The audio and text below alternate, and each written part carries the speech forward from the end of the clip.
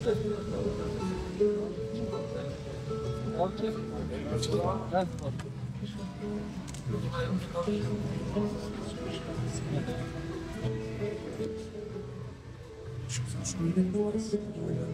Hoş geldiniz.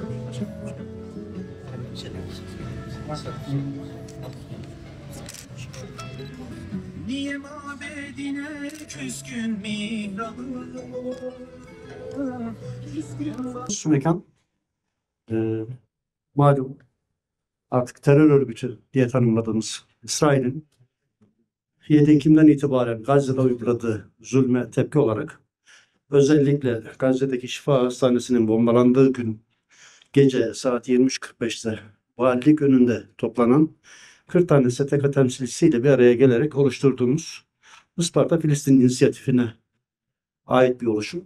Elhamdülillah bugün 87 tane STK bir arada çalışıyor. Gazze'nin bereketi diyoruz.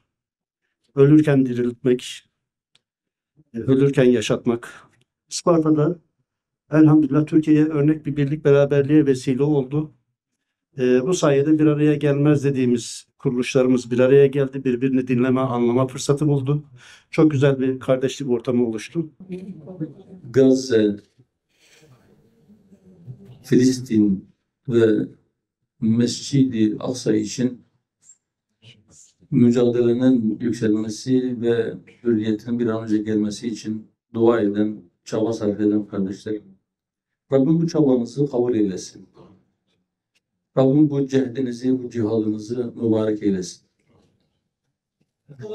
Evet, 7 Ekim'de başlayan bir Aksa tufanı belki gündemden çıkan Filistin sorununu, Mescid-i Aksa'nın esaretini ve oradaki kardeşlerimizi bir daha bizim gündemimize getirdi. Fakat bugün de maalesef çok uzun sürmedi. Biraz da seçimlerin yaklaşmış olması nedeniyle maalesef yavaş yavaş gündemin daha alt sıralarına düşmeye başladı. Ama oradaki zulüm devam ediyor. 7 Ekim'den bu yana hatta artarak devam ediyor. Daha önce oradaki kardeşlerimizin üzerine birkaç yüz kiloluk ya da bir tonluk bombalar atılıyordu. Binalar komple yıkılıp insanlar enkaz altında kalarak ölüyordu. Fakat sonra insanlar açlıktan, susuzluktan, ilaçsızlıktan da ölmeye başladılar. Önce belki sivil günahsız insanların üzerine o bombalar yağarken insanlar bu kadar da olur mu diyordu. Ama sonra hastanelerin üzerine de bombalar yağmaya başladı. Hastanelerin üzerine bombalar yağdı, yetmedi. Hastanelerin üzerine hem de çocuk hastanelerinin üzerine yasaklı bombalar, fosfor bombaları yağmaya başladı. Normal şartlarda her birisi tek başına büyük bir suç olan fiiller mürekkep halde, birbiriyle bitişik halde tek bir seferde işlenebildi. Savaşta bile hastaneler bombalanmaz, savaşta bile fosfor bombaları kullanılmaz, savaşta bile çocuklara ilişilmez ama çocuk hastanesini fosfor bombasıyla vurmak suretiyle her üç yasağı birden aynı anda işledilir. Savaşta bile insanlar, sivil insanlar aç ve susuz bırakılmaz. Oraya yardım konvoylarının girmesine engel oldular. Hatta bazen yardım konvoylarını tabiri caizse oradaki sivil insanları avlamak için, onları katletmek için adeta bir yem gibi kullandılar. Yardım kamyonları içeri girerken oraya toplanan insanların üzerine mermi yağdırdılar. Kısaca çiğnenmeyen hiçbir kırmızı çizgi. Sesi kısa verelim hocam. Bunu çevirirsek aslında. Biraz çevirsek arkadaşlar. Tamam. İnşallah artık bu şey yapmaz. Evet. Çiğnenmeyen hiçbir kırmızı çizgi, hiçbir ahlak kuralı, hiçbir hukuk kuralı bırakmadılar. Aslında bu Aksa tufanı ve akabinde ortaya konan cürümler, soykırımlar bir anlamda bize okul oldu. Bir halkın birbirine kenetlendiğinde iradesinin ne kadar güçlenebileceğini bize gösterdi. Kendi vatanını savunan insanların, kendi mukaddesatını savunan insanların bütün dünya karşılarında birleşmişken ve dünyanın geri kalanı onlar için ağlayan, onlar için dua edenler fiilen onlar için hiçbir şey yapamıyorken bile nasıl bir direniş ortaya koyabileceklerini, tevekkülün ne olduğunu, imanın ne olduğunu, cihadın ne olduğunu, teslimiyetin ne olduğunu bize gösterdiler. O anlamda belki bize bir ruh pompaladılar. Belki bize can verdiler. Onlar ölürken evet bizi dirilttiler. Belki üzeri küllenmiş şuurlarımızı yeniden açığa çıkardılar. Ama maalesef aynı zamanda bir ayna oldu. Yüzümüze bir ayna tuttu. Gazze ve bizim ne halde olduğumuzu, İslam ümmeti olarak ne durumda olduğumuzu bize gösterdi. O aynaya bakınca biz kendimizi gördük. Ne kadar aciz olduğumuzu. Kardeşlerimiz orada soğuktan, açlıktan, ilaçsızlıktan, susuzluktan, bombaların altında can verirken duadan başka elimizden bir şeyin gelmediğini, zayıf bırakılmışlığımızı, küresel sistemin elimizi, kolumuzu nasıl bağladığını da gördük o arada. Ama aynı zamanda Gazze bir ışık oldu. Işık tuttu.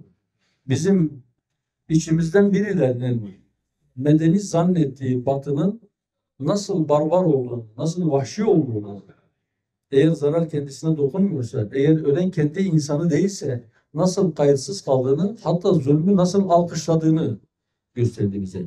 O karanlıktaki çirkin yüzler bir bir açığa çıktı. Ve bize bir şey daha gösterdi. Aslında sözüm ona barışı korumak için kurulan uluslararası sistemin ve uluslararası kuruluşların barışı korumak için değil. Dünyayı sömürmeye alışmış dünya müstekbirlerinin çıkarlarını korumaya yaradığını, onların elinde zayıf bırakılmış, geri bırakılmış, sömürülmüş insanları hizaya çekmek, sigaya çekmek, yeri geldiğinde onların tepesine vurmak için nasıl bir aparat olarak kullanıldığını da gördük. Yıllardır söylüyoruz. Bu son olay çok açık ve net bir şekilde bize gösterdi ki bu küresel sistem mutlak surette değişmek zorundadır. Bu asla sürdürülebilir bir şey değildir. Öyleyse şimdi biz zaaflarımızı görmüş bir şekilde Gazze'nin bize öğrettikleriyle, oradaki direnişin bize öğrettikleriyle ve bizim acizliğimizi bize göstermesiyle silkinip ayağa kalkmalıyız. Nedir zaaflarımız? Ekonomik yönden niçin zayıf kaldık? Askeri yönden niçin zayıf kaldık? Siyasi yönden neden ağırlığımız yok? Bizim fikri zaaflarımız nedir? Bizim itikadi zaaflarımız nedir? Bizim ameli zaaflarımız nedir? Niçin biz 2 milyarlık bir ümmet iken bizim binde birimiz, sadece binde birimiz, 2 milyon kardeşimiz orada imdat diye bağırırken, onların çığlıkları arş-ı alayı titretirken neden elimiz kolumuz bağlı duruyoruz? Tabii ki uluslararası kurallara göre de bir yerde eğer birileri açlık çekiyorsa, sizin elinizde onlara ulaştırılabilecek bir şey varsa, siz hiçbir sınır tanımadan onu oraya götürebilirsiniz. Çünkü neticede orada insan hayatı söz konusu. Ama neden biz refah sınır kapısının öbür tarafında bekleyen gıda kamyonlarının içindeki gıdaların bozulmasını bekliyoruz da bir avuç Siyonistin izin vermesini bekliyoruz o yardımları oraya ulaştırabilmek için. 2 milyarlık İslam alemi olarak bizim şapkayı önümüze koyup bunları düşünmemiz ve bu zaafları hepsini tespit ettikten, gördükten sonra bunları nasıl giderebileceğimiz konusunda da kafa yormamız gerekiyor. Bütün akademiye, bütün ulemaya, bütün siyasetçilerin, bütün fikir adamlarına buradan, bu açtığınız çadırdan sesleniyorum. Bu zaafları bir an önce gidermek için el ele tutuşup, omuz omuza verip, güçlerimizi birleştirip, ortak çözümlerimizle bu halden çıkmak zorundayız. Yoksa bugün Gazze, yarın Lübnan, ondan sonra Suriye, sonra Türkiye, sonra Mısır, belki Irak, İran, gelişebildikleri kadar bu ateşi taşıyacaklar başka taraflara ve ellerinden gelirse hepimizi yakacaklar. Oradaki bebeklere acımayanlar bize de asla acımayacaklar. Öyleyse lütfen biz kendimize acıyalım. Biz içinde bulunduğumuz halden ibret alalım, ders alalım, kendimize gelelim. Kendimiz olalım, ayağa kalkalım. Bu zulüm altındaki kardeşlerimizi kurtaralım. Daha sonra Rabbim bize öyle lütuflarda bulunur ki dünyanın herhangi bir köşesinde zulüm altında olan herhangi bir kişinin kurtuluş ümidi haline gelebiliriz. Ama önce kendimiz olmalıyız. Önce kendi köklerimiz üzerinde doğrulmalıyız, ayağa kalkmalıyız. Biz ayağa kalkmadıkça zalimler diz çökmeyecek. O günlerin yakında olmasını ümit ediyorum.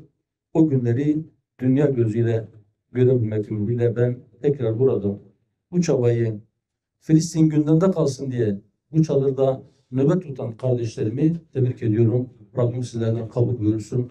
Allah hayrınızı kabul eylesin. Ve inşallah o zulmün sona ermesi için vesilelerden birisi kalsın inşallah. Allah hepinizden razı olsun.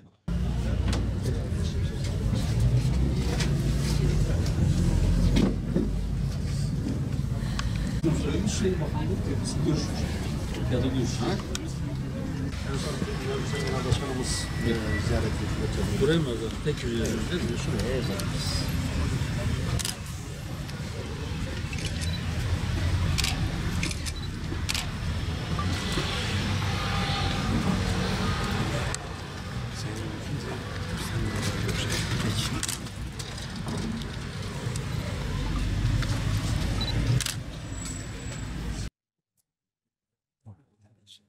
Tanrım.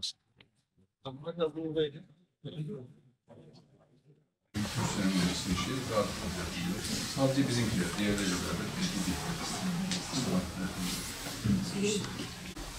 Yani sağlam olmuyor.